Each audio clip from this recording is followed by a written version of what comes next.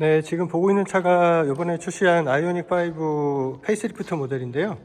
지금 외형으로 봤을 때는 기존의 아이오닉 5하고 크게 바뀐 건 없어요. 근데 이제 보면은 앞뒤 범퍼의 디퓨저가 좀 더 과감한 느낌으로 디자인이 바뀌었습니다. 이 디퓨저 보면은 여기가 원래 거는 한 요쯤에서 이렇게 내려갔었는데 지금 이렇게 바깥쪽 범퍼 외측으로 좀 더 많이 나와서 이렇게 좀 볼륨감이 생기다 보니까 좀 더 다이나믹한 느낌이 납니다. 굉장히 커졌어요. 원래는 이렇게 내려왔었는데 지금은 끝까지 와서 내려오잖아요. 그래서 굉장히 이렇게 와이드한 느낌이 나고요. 뒤쪽도 마찬가지입니다. 뒤쪽도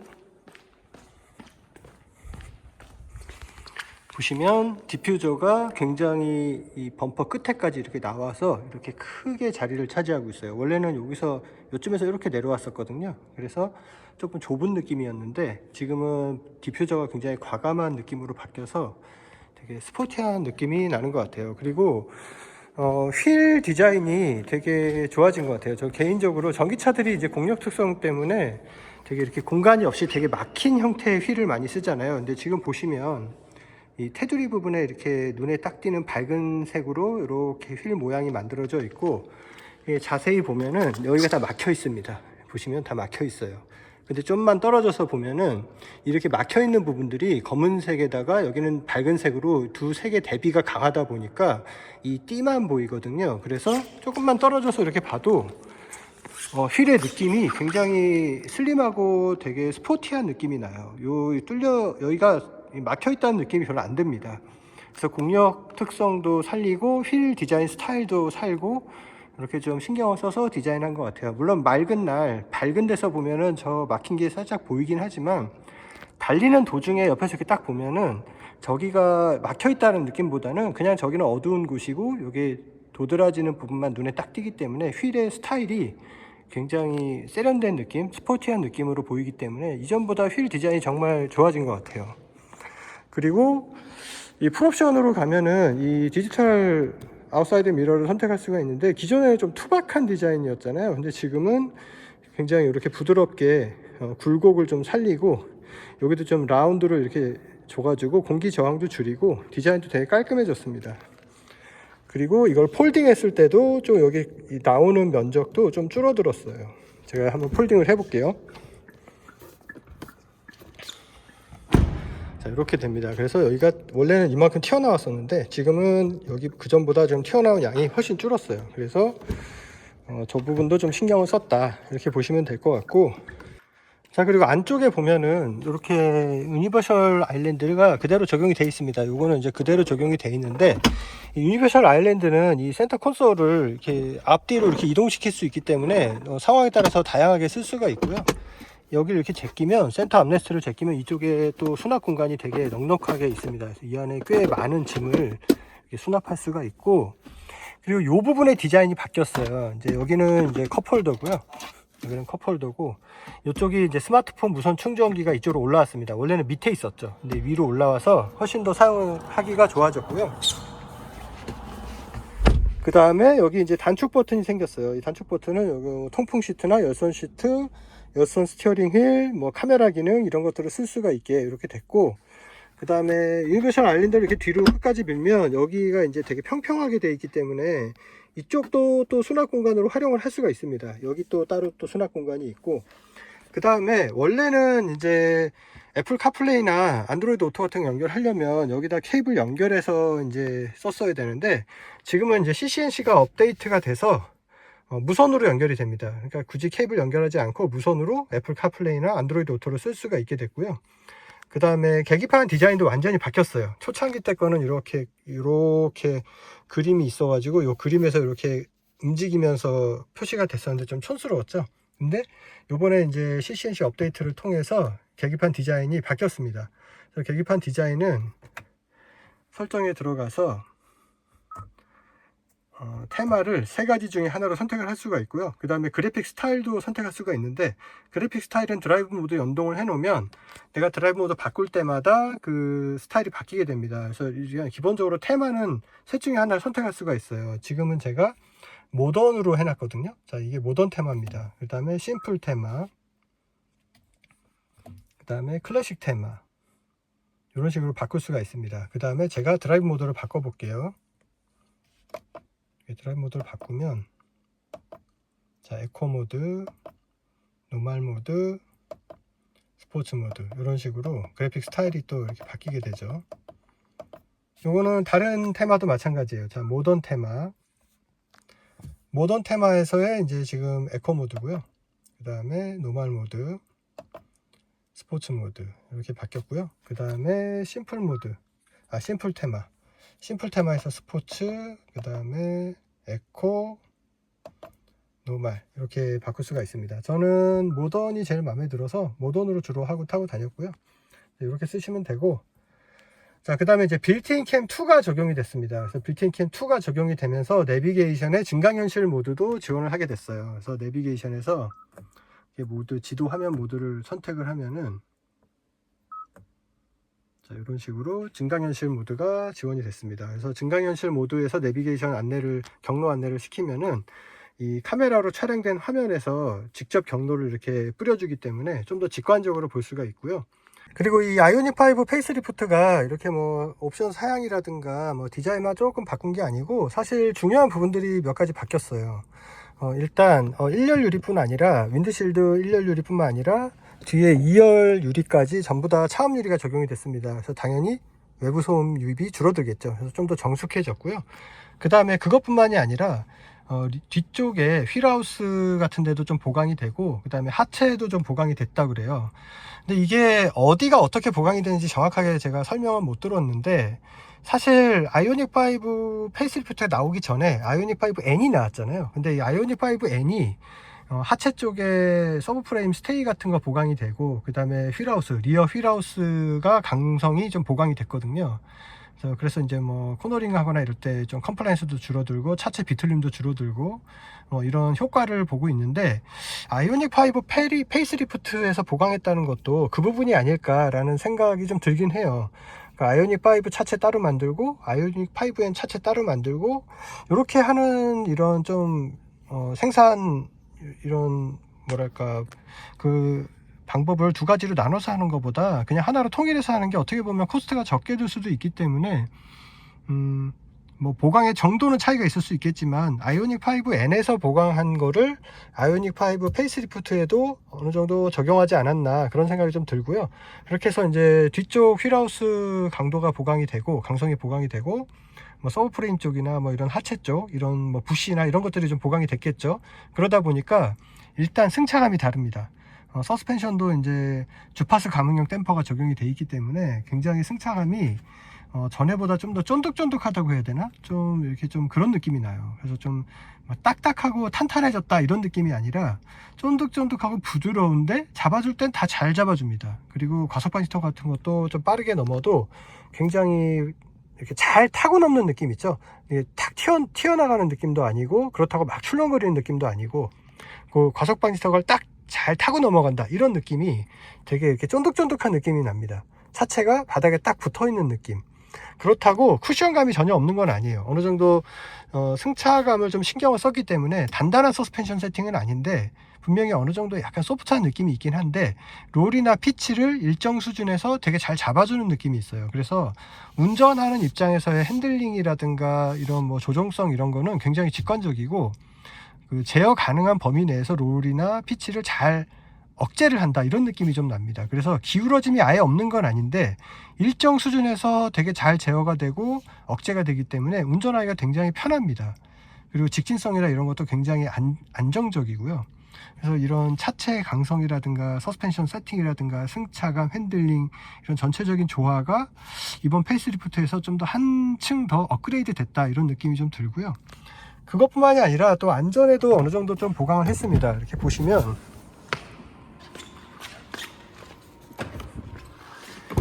2열에 이 측면에 에어백이 생겼어요. 그래서 이게 에어백이 생기다 보니까 이제 2열에 타신 분이 이제 측면 충돌이 났을 때 좀 승객을 좀 더 잘 보호할 수 있도록 그렇게 됐고, 그 다음에 이쪽에 B필러 쪽이 좀 보강이 됐습니다. 이제 좀 강성이 보강이 됐어요. 그래서 측면에서 충돌을 했을 때 얘가 버티는 힘이 더 강해졌어요.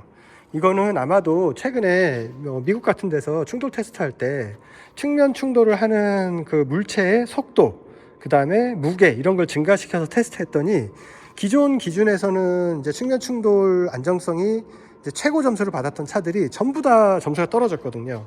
그래서 이제 높아진 기준을 이제 대응하기 위해서 이런 B필러 같은 데를 좀 더 보강을 했는데, 아이오닉 5 페이스리프트도 그런 거에 맞춰서 보강이 된 것 같습니다. 그러니까 앞으로 나오는 신차들은 다 보강이 돼서 나올 것 같아요. 이 아이오닉 5만 특별히 B필러로 더 보강한 게 아니라 그런 충돌 테스트, 강화된 충돌 테스트에 대응하기 위해서 거기에 발 맞춘 거다, 이렇게 보시면 될 것 같습니다. 자, 그리고 지금 이 아이오닉 5 페이스리프트가 지금 제가 타고 있는 거는 이제 RWD 싱글 모터 모델인데, 이제 후륜의 전기 모터가 정착이 돼 있어요. 근데 스펙상 성능을 보면은 기존의 페이스리프트 되기 전에 롱레인지 RWD 모델하고 비교했을 때 스펙에선 차이가 없습니다. 그러니까 최고 출력 225마력, 최대 토크 35.7kg 포스미터. 그래서 차이가 없는데 배터리가 달라졌어요. 그러니까 기존의 아이오닉 5 같은 경우는 이제 배터리 용량이 한 74? 이 정도 됐었는데, 지금 아이오닉 5 페이스리프트는 84로 업그레이드가 됐습니다. 그러니까 84로 업그레이드 된 게 배터리를 더 크게 끼워서 그런 게 아니고요. 배터리 밀도가 더 높은 4세대 배터리를 적용했기 때문에 가능해졌습니다. 4세대 배터리가 기존 배터리보다 배터리 밀도가 높다 보니까 동일한 부피에서 배터리 용량이 늘어난 거예요. 그러니까 어차피 배터리를 더 큰 걸 끼우고 싶어도 부피 때문에 장착하는데 한계가 있잖아요. 그래서 배터리 밀도가 높아지게 되면은 같은 부피에서 더 많은 용량의 배터리가 장착이 되기 때문에 그만큼 배터리를 더 고용량을 쓸 수가 있게 되거든요. 그래서 아이오닉 5 페이스리프트는 4세대 배터리를 적용해서 배터리 밀도가 높아졌고, 그래서 배터리 용량이 늘어났다, 이렇게 이해하시면 될 것 같고, 배터리 용량이 늘어났으니까 당연히 주행거리도 늘어났습니다. 기존에 같은 경우는 주행거리가 배터리 77.4였네요 77.4 배터리를 가지고 1회 충전으로 458km, 복합 기준 458km를 탔었는데, 요번에 페이스리프트 된 아이오닉 5는 RWD가 배터리가 용량이 84로 늘어났고요. 그 늘어난 걸로 1회 이제 완충을 했을 때 주행할 수 있는 거리는 485km로 늘어났습니다. 그러니까 꽤 늘어난 거죠. 그래서 배터리의 부피를 키우지 않고 배터리 밀도를 증가시켜서 배터리 용량이 늘어났고, 그래서 1회 충전으로 주행할 수 있는 거리도 한 30km 정도 더 많이 탈 수 있다, 이렇게 됐습니다. 그리고 제가 실제로 이 차를 타고 다니면서 며칠 동안 타고 다니면서 보니까 대략적으로 한 500km 정도는 탈 수 있더라고요. 500km 정도는 무난하게 탄다. 그러니까 뭐 그냥 일반적인 도심주행, 고속도로, 간선도로 이렇게 골고루 타는 일반적인 그런 패턴으로 탔을 때 500km 정도는 무난히 타는 것 같아요. 근데 보통 이제 사람들이 전기차를 탈 때 배터리 100에서 0까지 타지 않잖아요. 보통 50%나 한 40%, 30% 정도 남았을 때 이제 충전을 하게 되는데, 이제 그러다 보니까 보통 이제 한 350에서 400km 사이 이 정도 타는 것 같더라고요. 자, 그 다음에 요즘 차들 타시는 분들은 대부분 이 어댑티브 크루즈 컨트롤을 많이 쓰시죠. 이 아이오닉 5도 이 스마트 크루즈 컨트롤이 적용이 되어 있는데, 보통은 스마트 크루즈 컨트롤을 쓰게 되면 차간거리라든가 이런 걸 설정해서 주행 속도라든가 앞차와의 거리 이런 거를 자동으로 제어를 해주는데, 아이오닉 5가 정말 좋은 게 뭐냐면 이 크루즈 컨트롤의 가속 정도나 반응 속도를 내가 원하는 대로 조정할 수가 있습니다. 좀 강하게 할 수도 있고 민감하게 할 수도 있고 둔하게 좀 천천히 이렇게 가속하게 할 수도 있어요. 원하는 대로 할 수가 있고, 그 다음에 자동으로 운전 스타일 연동 기능도 사용할 수가 있습니다. 내가 평소에 운전을 느긋하게 하시는 분이면 이제 크루즈 컨트롤도 느긋하게 작동하고요. 좀 급하게 운전하고 좀 다이나믹하게 운전하시는 분이면 그게 학습을 해서 크루즈 컨트롤도 좀 더 다이나믹하게 작동을 하게 돼 있어요. 그 설정을 어떻게 하냐면, 일단 크루즈 컨트롤을 켜려면 이 버튼을 눌러주시면 됩니다. 운행을 하다가 이 버튼을 누르면 요 위에 이렇게 표시가 돼요. 표시가 되고, 그 다음에 이제 주행 속도라든가 차간거리 설정은 요 버튼하고 요 버튼으로 요걸로 이렇게 조정을 해주시면 되고요. 이거는 한번 사용해 보시면 금방 사용을 할 수가 있어요. 굉장히 쉽거든요. 그리고 이제 크루즈 컨트롤의 작동 패턴을 조정하고 싶으시면 이제 설정으로 갑니다. 가서 여기 차량으로 간 다음에 운전자 보조로 가서 여기 보시면 주행 편이라고 있어요. 이걸 눌러주시면 여기 스마트 크루즈 컨트롤이라고 있죠. 이걸 눌러주시고, 그러면 차간거리가 있는데 이 차간거리는 여기서 누를 때마다 조정이 되기 때문에 굳이 여기서 들어와서 설정할 필요는 없고요. 그 다음에 운전 스타일 연동이라는 게 있어요. 요건 지금 제가 비활성화 해놨는데, 이렇게 활성화 해 놓으시면 평소에 운전 스타일을 학습을 해서 크루즈 컨트롤도 거기에 맞춰서 비슷한 패턴으로 이렇게 크루즈 컨트롤이 작동을 하게 되고, 저는 이걸 끄고 쓰는 이유가 뭐냐면, 내가 직접 운전할 때는 이 교통 상황에 따라서 내가 운전을 다이나믹하게 하기도 하고 천천히 하기도 하잖아요. 근데 크루즈 컨트롤을 켰다는 얘기는 일반적으로 정속 주행이라든가 좀 이렇게 컴포트한 주행을 하기 위해서 사용을 하잖아요. 다이나믹하게 주행하는데 누가 크루즈 컨트롤로 주행을 하겠습니까? 일단 저는 그렇거든요. 그래서 운전 스타일 연동을 쓰지 않았고요. 대신에 여기서 따로 설정을 합니다. 자, 이런 식으로 가속 강도, 그 다음에 반응 속도를 조정할 수가 있거든요. 저는 이제 크루즈 컨트롤 사용할 때는 좀 느긋하게 운전하는 그런 패턴으로 주행을 할 때 사용하기 때문에, 가속 강도는 최대 5단계까지 설정할 수 있는데 2단계, 그 다음에 반응 속도도 최대 5단계에서 2단계 이렇게 썼을 때가 가장 저한테는 알맞더라고요. 이거는 직접 사용해 보시고 운전자 개인의 이제 취향이라든가 교통 상황이라든가 크루즈 컨트롤을 사용하시는 환경에 맞춰서 조절해서 쓰시면 됩니다. 자, 그리고 이 아이오닉 5 이 페이스리프트는 이 CCNC가 적용이 돼 있어요. 그래서 최근 업데이트를 통해 가지고 이 애플 카플레이나 안드로이드 오토를 무선으로 연결할 수가 있습니다. 그래서 무선으로 연결할 수 있기 때문에 따로 케이블을 연결할 필요는 없는데, 만약에 이제 뭐 케이블을 써서 뭐 카플레이나 이런 걸 연결하고 싶다 그러면 이 앞쪽에 있는 여기다가 연결을 해야 돼요. 근데 이게 여기 보시면 옆에 버튼이 있거든요. 이 버튼을 이렇게 눌러주시면 이렇게 화이트 컬러로 바뀌기도 하고, 한 번 더 눌러주시면 이 불이 밑으로 내려오면서 오렌지 컬러로 바뀌잖아요. 이 오렌지 컬러로 바뀌었을 때 연결을 하셔야만 카플레이가 연결이 됩니다. 이걸 이렇게 화이트 컬러로 이렇게 눌러놨을 때는 충전만 돼요. 이렇게 눌러 놓으면 요 밑에 USB 마크하고 이렇게 충전 마크가 둘 다 있는 곳에 불이 들어오잖아요. 이렇게 썼을 때만 카플레이 연결이 됩니다. 물론 이제 블루투스를 이용해서 무선 카플레이 연결이 되기 때문에 굳이 여기다 연결할 필요는 없는데, 만약에 연결하신다면 그렇게 쓰시면 됩니다. 그리고 충전을 위해서 케이블을 연결한다라고 하면 여기다가 연결해도 되지만, 자 보시면 멀잖아요. 스마트폰을 보통 여기다 올려놓으니까, 만약에 굳이 케이블을 충전하겠다 그러면 이쪽에 있는 케이블을 쓰시면 됩니다. 여기 두 개나 있어요. 이건 충전 전용 USB 단자거든요. 여기다 연결하시면 되고, 그 외에도 뭐 USB 연결하는 뭐 이런 기기 같은 거 이쪽에다 연결하시면 돼요. 이 앞쪽은 이제 거리가 멀잖아요. 그리고 여기에 이제 스마트폰 무선 충전기가 있어요. 그래서 여기다 올려 놓으시면 충전이 됩니다. 이렇게 충전하면 이렇게 불이 들어와요. 이렇게 돼 있고, 그 다음에 여기 보시면 공조기가 이렇게 디스플레이가 있는데, 이 공조 디스플레이는 터치 방식인데, 많이 사용하는 기능들, 뭐 예를 들면 통풍 시트라든가 열선 시트 이런 것들은 여기 물리 버튼으로 따로 있습니다. 여기 통풍 시트가 있고 열선 시트가 있고 열선 스티어링 휠이 있고, 이건 조수석 쪽이고요.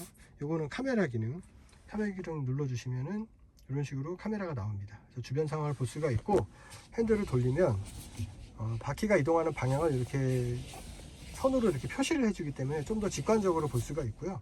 그 다음에 주변 상황을 이렇게 증강현실 카메라 모드를 이용해서 이렇게 주변 상황을 이렇게 돌려서 360도 전방향으로 다 볼 수가 있습니다. 그래서 되게 편리해요.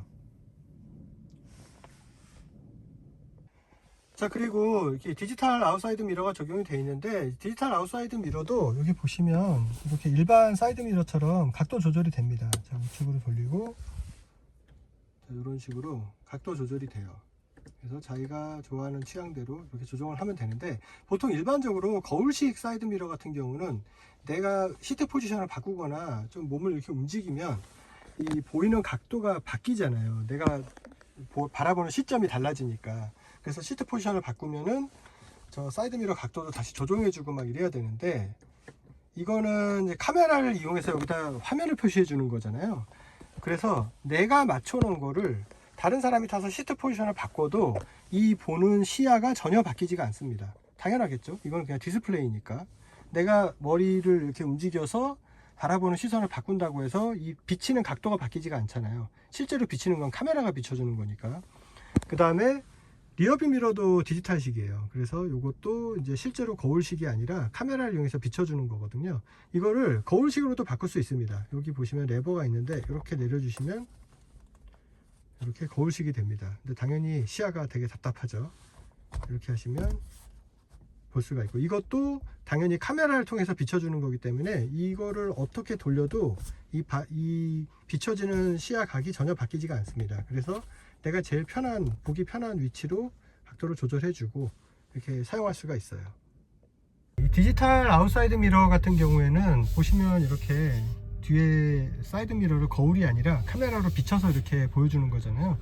그러다 보니까 우리가 눈으로 보는 거랑 조금 느낌이 다를 수가 있어요. 그래서 거울로 보는 거랑 좀 느낌이 다를 수 있기 때문에 주행하다가 만약에 뒤에서 다가오고 있는 차가 있는데 내가 깜빡이를 켰다, 이렇게 깜빡이를 켜게 되면은 보시면 이렇게 빨간색, 오렌지색으로 해서 요 다가오고 있는 차에 이제 내가 지금 차로를 변경해도 될지 거리감을 좀 느낄 수 있도록 이렇게 표시를 해줍니다. 이 빨간 선 쪽에 차가 있으면은 바꾸면 안 되겠죠.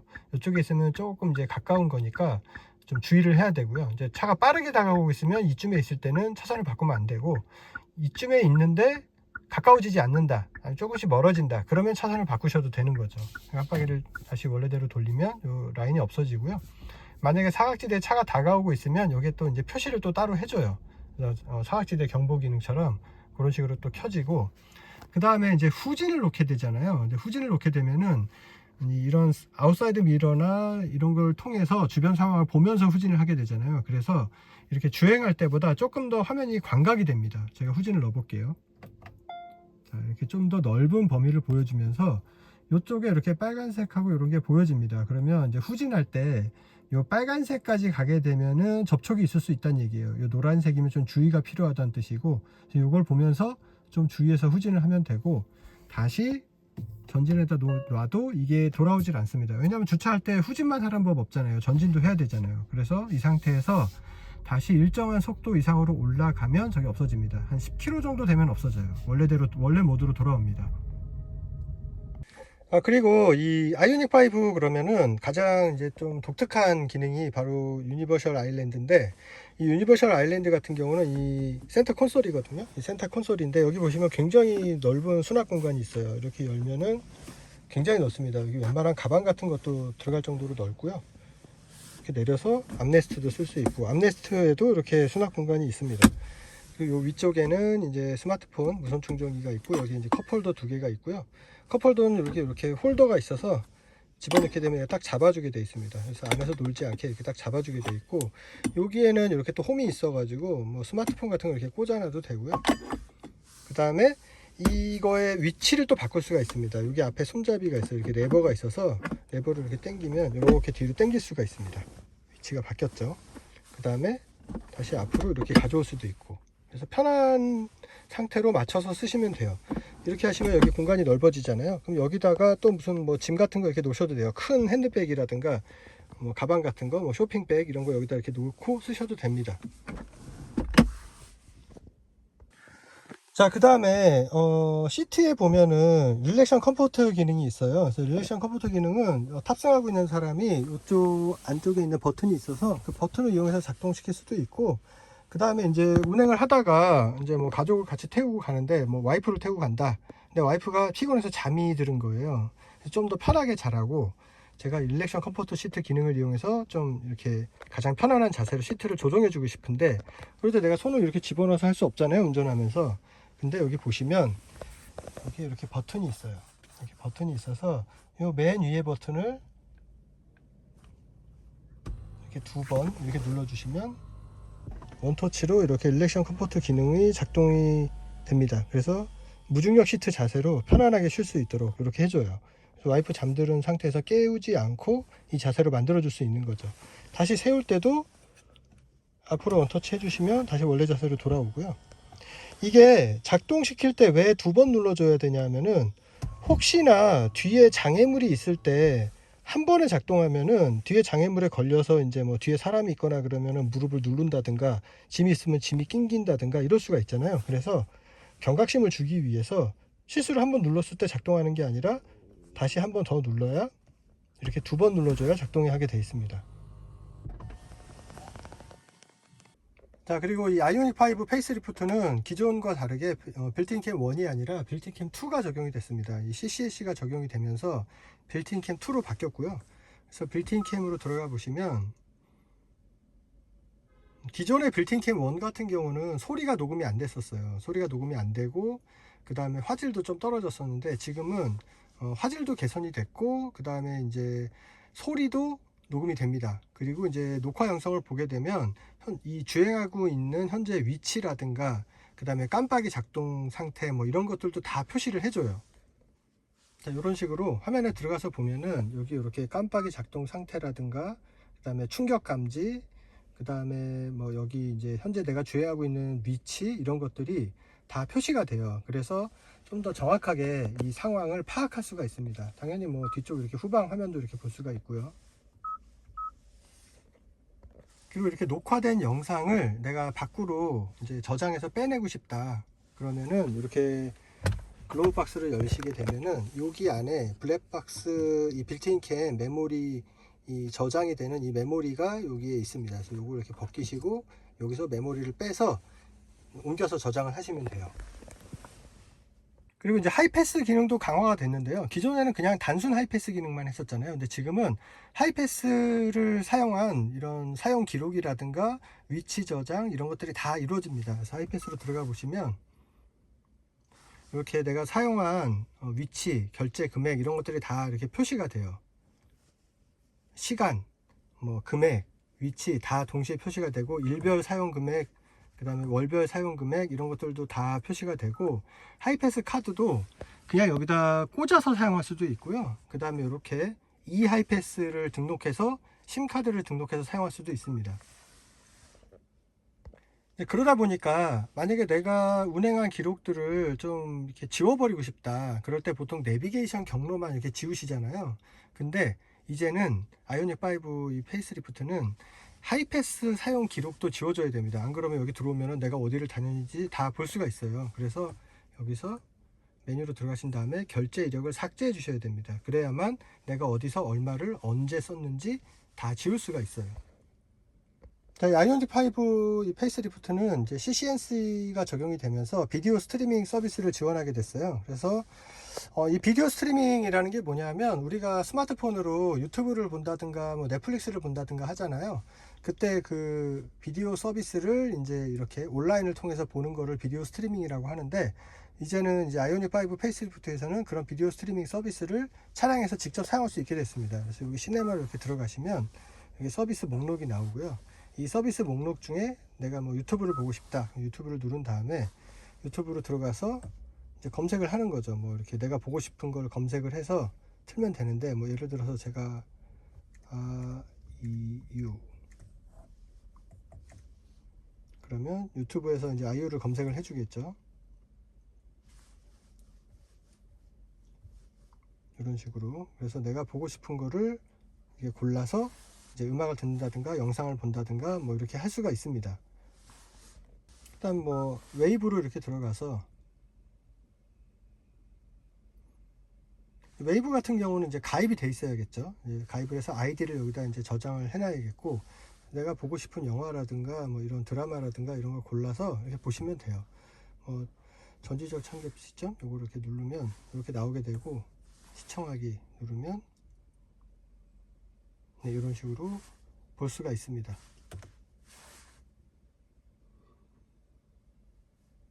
네, 이런 식으로 보는 거예요. 이거는 아까도 말씀드렸다시피 웨이브에 가입이 돼 있어야 됩니다. 친구 MBC. 그리고 이 아이오닉 5 같은 경우는 전기차이기 때문에 전기차에 관련된 기능들을 모아놓은 요 EV 메뉴가 있습니다. EV 메뉴에 들어가면 이런 식으로 여러 가지 기능들을 볼 수가 있어요. 볼 수가 있고, 여기서 이제 요거는 이제 주행 거리 관련된 거, 그 다음에 이거는 이제 배터리 사용 이제 패턴 같은 거, 구동계에서 쓴 거, 전자장치, 공조에서 쓴 거 이런 것들이 이렇게 나오고요. 연비 이력도 이렇게 볼 수가 있고, 그 다음에 여기 뭐 이제 충전에 관련된 기능들을 설정하는 게 있고, 여기 V2L 외부로 전력을 꺼냈을 때 몇 퍼센트까지, 배터리의 몇 퍼센트까지 사용할 수 있는지 그거를 설정하는 게 있어요. 저는 지금 20%로 돼 있고요. 그 다음에 설정이 또 있습니다. 그래서 배터리 컨디셔닝 모드가 있고, 뭐 유틸리티 모드가 있고, 또 스마트 회생제동 설정하는 게 있고, 뭐 이런 것들이 있는데, 여기 보시면 배터리 컨디셔닝 모드라는 게 뭐냐 하면 이제 뭐 주행을 하다가 이제 고속도로 같은 데 가다가 다음 휴게소에서 내가 이제 배터리를 충전해야겠다. 그럴 때 배터리 충전하는 시간을 좀 단축하고 이제 싶을 때 쓰는 기능이에요. 이제 아무래도 배터리 온도에 따라서 배터리가 충전되는 속도에 영향을 미치기 때문에 주행을 하다가 내가 다음 휴게소에서 충전을 해야겠다라고 하면 이 배터리 컨디셔닝 모드에서 이렇게 사용을 눌러주시면 이제 배터리가 현재 온도가 최적화되어 있지 않을 경우에 최적화된 온도로 올려주거나 내려줘서 충전기 꽂았을 때 최대한 빨리 충전할 수 있도록 그렇게 해주는 거예요. 지금 현재는 제가 눌렀을 때 현재 온도가 최적화되어 있다고 나오잖아요. 그럼 이러면 그냥 가서 바로 꽂아서 충전하면 됩니다. 여기 이렇게 표시가 되어 있죠. 적합이라고.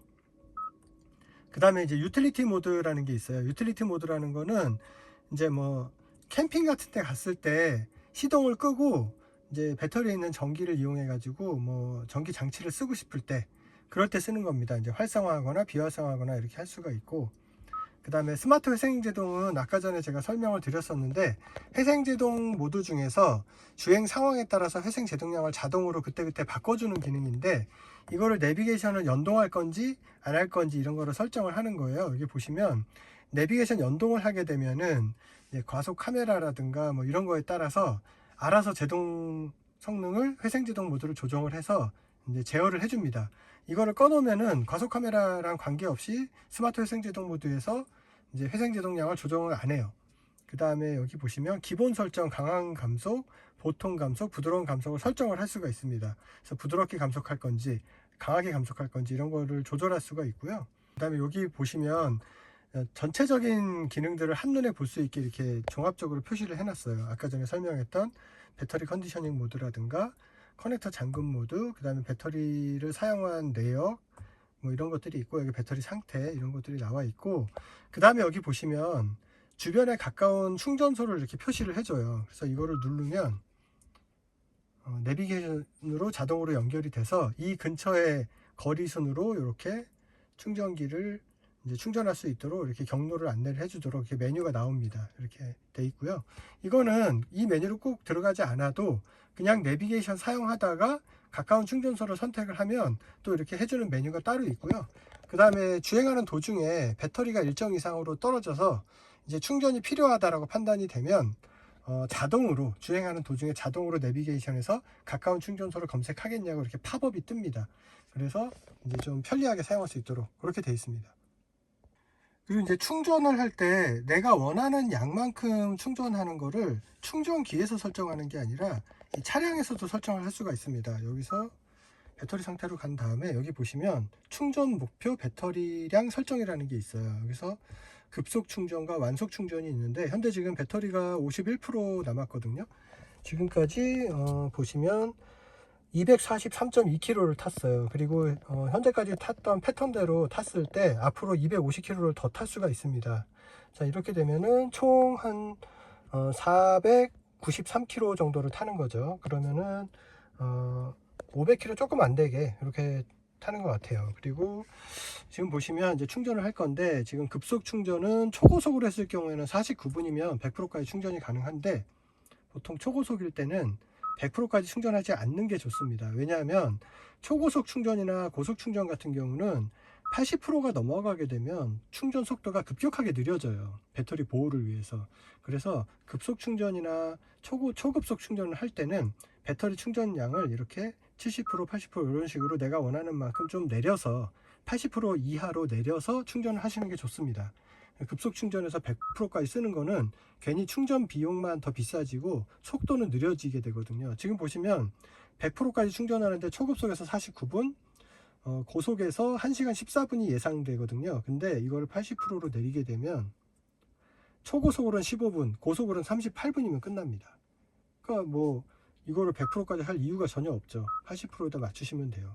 만약에 70% 한다 그러면 51%에서 70%까지 초급속이면 8분, 그 다음에 고속이면 27분이면 끝나요. 그러니까 굳이 급속 충전을 쓸 때 100%까지 충전하시는 거는 비효율적이다, 이렇게 알고 계시면 되고요. 100%까지 충전하는 거는 완속 충전일 때 사용하시면 됩니다. 완속 충전일 때는 지금 보시면 제가 80%까지 했을 때 2시간 40분, 근데 100%까지 했을 때 4시간 20분. 전반적으로 이걸 100%까지 올려도 충전 속도가 느려진다라는 느낌이 없잖아요. 그래서 완속 충전일 때는 100%까지 충전하셔도 무방한데, 저는 지금 일단 80%까지만 충전을 하겠습니다. 그래서 고정용 기준으로 2시간 40분 정도 예상이 되고요. 휴대용은 아시다시피 그냥 콘센트에다 꽂아서 이렇게 쓰는 건데, 이거는 굉장히 느려요. 그래서 12시간 30분이나 걸립니다. 이거는 정말 비상용으로 쓰는 그런 충전기고요. 여기서 이제 고정용에다가 완속 충전기를 연결하면은 51%에서 80%까지 2시간 40분이 걸리거든요. 그래서 이렇게 설정을 해놓고 제가 충전을 하도록 하겠습니다. 자, 이제 충전기를 연결을 했고요. 보시면 이제 완속 충전으로 제가 80%에 맞춰 놨고요. 이제 4시간 50분 정도 예상이 됩니다. 그래서 이렇게 충전이 되고, 지금 계기판에도 이렇게 떠 있죠.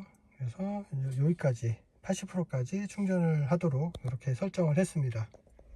네, 지금 간선도로에서 스마트 크루즈 컨트롤을 켜고 주행을 하고 있는데, 아이오닉5 페이스리프트는 이 스티어링 휠 이 잡고 있다는 인식을 여기 터치만 하고 있으면 인식을 하거든요. 그러니까 기존에는 이제 스티어링 휠에 일정한 반력이 계속 입력이 돼야 됐었는데, 지금은 이렇게 터치만 하고 있으면 인식을 하고 있기 때문에 차로 유지 능동 보조 기능을 작동시킬 때 힘 빼고 이렇게 가볍게 잡고 있으면 수시로 계속 핸들 잡으라고 뜨는 경우가 있었어요. 기존에는 이제 반력이 입력이 안 돼서 그렇거든요. 그러면 한 번씩 핸들을 살짝 이렇게 힘을 줘가지고 인식을 시켰었는데, 페이스리프트가 되면서 이제 센서 인식 방식으로 바뀌어가지고 진짜 이렇게 가볍게 손만 대고 있으면 인식을 해줍니다. 그래서 훨씬 더 편해요.